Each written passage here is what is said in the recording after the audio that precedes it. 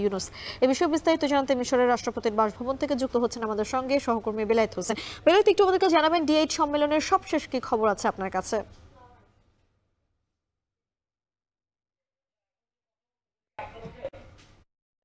মিম সম্মেলনটি এখনই শুরু হলো। অর্থাৎ D8 সামিটের যে মূল পর্ব সেটি এখনই শুরু হলো। গত ৪ দিন ধরে এই সম্মেলনটি চলছে। তো এখন সম্মেলনের ১ম অংশেই আমরা যদি বলি যে বাংলাদেশ যেহেতু এখন পর্যন্ত D8 সামিটের সভাপতির দায়িত্ব পালন করছে, সেই সভাপতির পদটি হস্তান্তর করা হয়েছে মিশরের রাষ্ট্রপতির কাছে।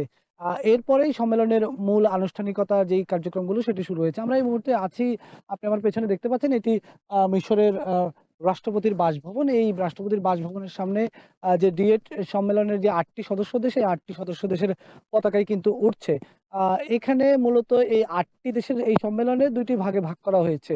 আজকে যে মূল পর্ব, এর মধ্যে ১ম ভাগ যেটি সেটি হচ্ছে যে তরুণ আ আ শক্তিকে, আ তরুণ যারা কর্মক্ষম জনগোষ্ঠী আছে সেই কর্মক্ষম জনগোষ্ঠীকে কিভাবে কাজে লাগানো যায়, কিভাবে তাদেরকে দিয়ে অর্থনীতিতে ত্বরান্বিত করা যায়, সেই আলোচনার পাশাপাশি আ ক্ষুদ্র ঋণ ব্যবস্থাকে কিভাবে সামনে নিয়ে আসা যায়, এই আলোচনাগুলা রয়েছে ৮ টি দেশের মধ্যে। এক দেশের সঙ্গে এক দেশের যে আন্তঃবাণিজ্যিক যোগাযোগ, এক দেশের সঙ্গে এক দেশের অর্থনৈতিক যে সম্পর্কের বিষয়গুলো রয়েছে, সেই বিষয়গুলো নিয়ে আলোচনা চলছে। আর আরেকটি পর্বে এখানে আলোচনা হবে, সেটি হচ্ছে যে এখানে আ লেবানন এবং গাজায় যে ইসরায়েলি আগ্রাসন এবং ইসরায়েলি যে গণহত্যা, নির্বিচারে গণহত্যা চলছে, সে বিষয়ে একটি আলাদা সেশন হবে। সেই সেশনে সকল রাষ্ট্রপ্রধানরাই এখানে কথা বলবেন। আ বাংলাদেশের প্রধান উপদেষ্টা ডক্টর মোহাম্মদ ইউনূস তিনি কথা বলবেন। আ মালয়েশিয়া থেকে যিনি এসছেন সরকার প্রধান তিনি কথা বলবেন।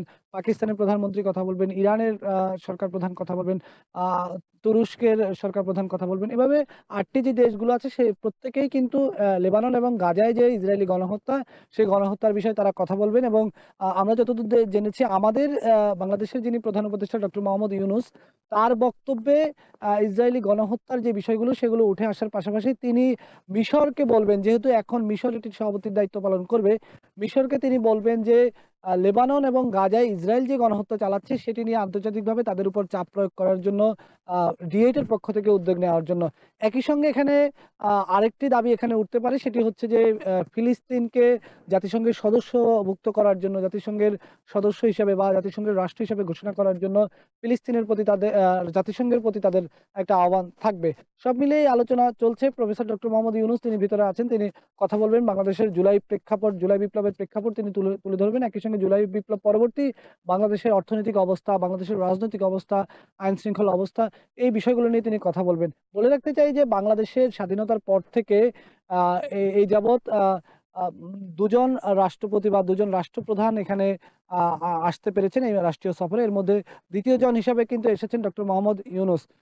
২য় রাষ্ট্রপ্রধান হিসেবে তিনি যেহেতু এসেছেন, আ স্বাভাবিকভাবেই তার সফরকে কেন্দ্র করে পুরো মিশরের নানা ধরনের আয়োজন কিন্তু রয়েছে। বিশেষ করে আজকে বিকালে তিনি মিশরের বলা যায় যে বিশ্বের যে বিখ্যাত বিশ্ববিদ্যালয় আল আজহার বিশ্ববিদ্যালয়ে তিনি সকল দেশি বিদেশি সকল শিক্ষার্থীদের উদ্দেশ্যে তিনি মোটিভেশনাল বক্তব্য দিবেন।